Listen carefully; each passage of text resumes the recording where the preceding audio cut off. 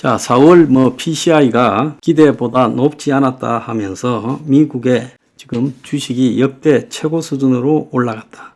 고물가가 꺾였다. 금리 인하 기대가 커진다.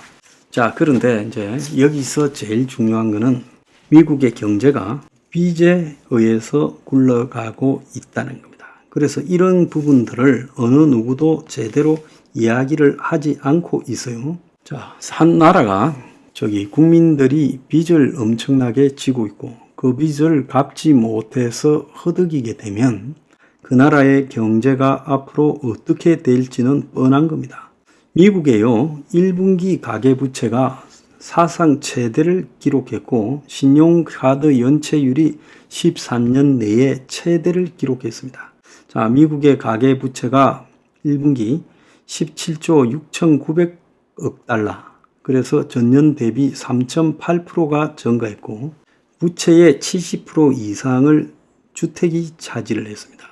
그리고 신용카드 연체가 저렇게 나타나는 것은 저소득층에 지금 쓸 돈이 없어가지고 물가가 올라가니까 이 카드로 써놓고 갚지를 못하는 데서 나타나고 있어요. 그래서 오늘 보면 조선일보가 아시아 리더십 컨퍼런스를 하면서 거기에 루비니 교수가 미국의 나홀로 호황 세계에 악영향 주지만 한국에는 기회라는데 미국이 경제가 탄탄하다고 외부적으로 이야기하지만은 정작 거기에 높은 인플레이션과 금리로 인해 미국 서민들 다수가 부채 압박에서 벗어나지 못하고 저소득층은 카드 빚 돌려막기로 간신히 연명하고 있다는 거예요. 그래서 부채 중에 가장 큰 비중을 차지하는 게 주택이라는 거예요. 전체 70%가 넘는 부채가 주택에 쓰였다는 거예요. 그래서 1분기 주택담보대출료 160억 달러가 추가로 발생했는데 이는 2008년 이후 제일 큰 증가폭이라는 거예요. 또 주택 소유자들이 갚지 못하고 남아있는 미결제 잔액이 5,800억 달러로 15년 만에 최고 기록이라는 거예요. 자, 신용카드 1분기 부채가 1조 1200달러인데 이거는 코로나 전보다 코로나 직전과 대비했을 때 25%나 증가했어요. 근데 신용카드 연체율이 대폭 올라서 이 가계의 부담을 심각하게 주고 있다는 거예요. 자, 미국의 90일이 넘는 심각한 신용카드 연체가 6.86%에 달하고 있다는 거예요. 이 서민 저소득층에서 카드를 한도까지 다 쓰고 갚지 못하는 그런 일이 지금 발생하는데 인플레이션과 금리가 오르는 상황에서 미국인의 가처분 소득이 급격하게 줄어들면서 그 일을 해도 이 빚을 갚지 못하고 있다는 거예요. 자, 미국 카드사 발행 실적에서도 보면 소비를 갖다가 아주 그냥 써대는 고소득층과 빚에 쫓기는 저소득층의 양극화가 급격하게 드러난다는 거예요. 그래서 아메리칸 익스프레스의 1분기 순이익이 전년 대비 34% 증가한 24억 3,700만 달러인데 카드 이용은 늘었지만 30일 이상 카드 연체율은 1.3%라는 거예요. 그런데 이제 아메리칸 익스프레스는 부유한 사람들에게만 발행하죠. 신용 등급이나 소득이 낮은 소비자들 폭넓게 다루는 캐피탈1 카드의 경우 30일 이상 연체율이 4.5%라는 거예요. 그래서 미국의 저소득층이 대부분 잉여 저축이 바닥이 나고 그 다음에 물가 상승과 금리 인상을 견디지 못하고 있다라고 지금 봐야 된다는 거예요. 그래서 미국의 지금 가계부채가 18조 달러를 향해서 가고 있어요. 2경을 넘어서 3경을 가고 있어요. 자, 그리고 미국의 이 국가부채는 4경을 넘어섰어요. 그래서 지금 5경을 향해서 가고 있어요. 국가부채는 지금 32조 5천억 달러가 넘은 걸로 제가 알고 있습니다. 그래서 이 미국의 심각한 이 가계부채가 미국 경제에 엄청나게 데미지를 줄 거다. 그래서 미국의 저소득층이 따로 돈을 빌릴 데가 없으니까 신용카드론, 이 고금리 부채의 의존성이 높아지고 있다는 거예요. 근로자의 월급에서 빚 갚는 데 들어가는 비율이 더 높아지고 있어 이 소비자들의 소비가 지금 완전히 위축될 가능성이 있다는 거예요. 그래서 지금 모기지론에서 빚이 늘어나고 있고 그 다음에 또 카드 빚이 늘어나고 있다는 거예요.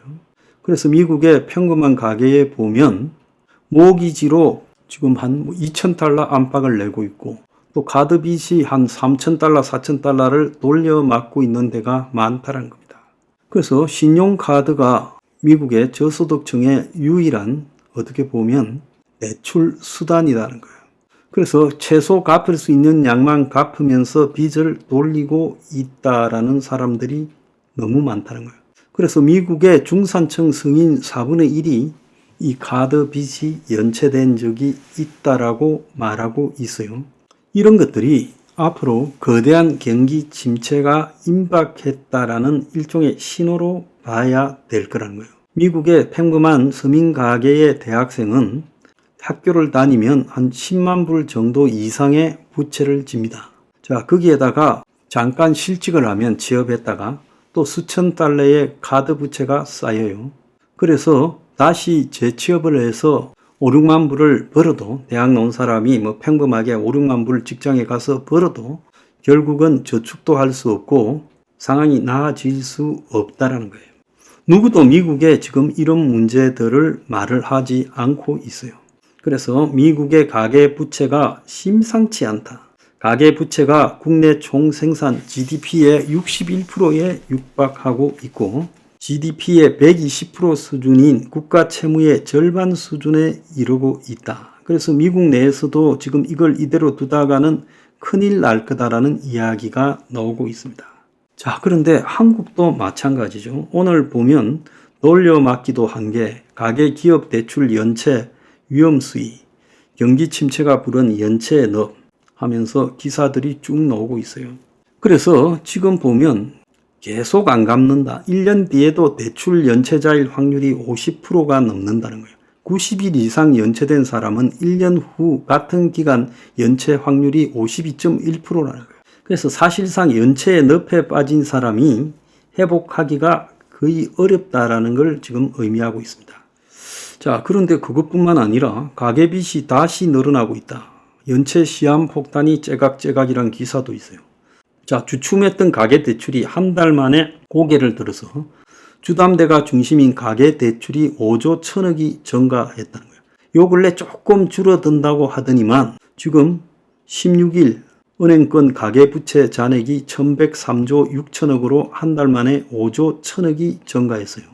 그래서 지난해 4월 이후 좀 꺾이다가 다시 증가세로 늘어났다는 거예요. 주담대하고 전세자금 대출이 늘어나는데 핵심이라는 거예요. 그래서 1%대 금리로 주택자금을 빌릴 수 있는 신생아 특례 대출이 급증해서 그렇다. 출시 3개월 만에 5조를 넘었다는 거예요. 그래서 아파트 거래량이 1월에 3만 1,000호, 2월에 3만 호, 3월에 3만 9천 호. 그래서 정부가 돈을 대줘 가지고 지금 아파트를 사는 이런 특례 대출이나 디딤돌 버팀목 자금 대출이 지금 이런 게 늘어나는데 기여를 했다는 거예요. 자, 신용대출 잔액도 102조 8,050억인데 전달 대비 4천억이 늘었다는 거예요. 금융권 안팎에서는 가계부채가 증가하면 유동성이 확대돼 소비가 늘어나는 효과가 있지만 과다하면 오히려 소비가 위축되고 기업에도 영향을 미칠 것이다. 자, 이렇게 이야기를 하고 있습니다. 그래서 한국과 미국의 빚이 저렇게 무한대로 늘어나면서 저소득층이 빚에 의해서 살아가는 것이 언제까지 갈 수 있겠느냐. 그래서 미국에서 주택 모기지론을 못 갚는 사람이 곧 속출할 수도 있을 거다라는 추정이 나오고요. 한국에서도 이제 주담대를 갚지 못하면서 그것이 지금 한국 경제에 치명적인 타격을 줄 거라고 하는 사람도 있습니다. 자, 이 빚을요, 주목하지 않고 이 빚이 늘어나도 어떻게 해결되겠지, 빚이 없었던 적은 있었냐 이러지만은 빚이라는 것이 한계가 있습니다. 한계를 넘어서면요 터지게 돼 있어요.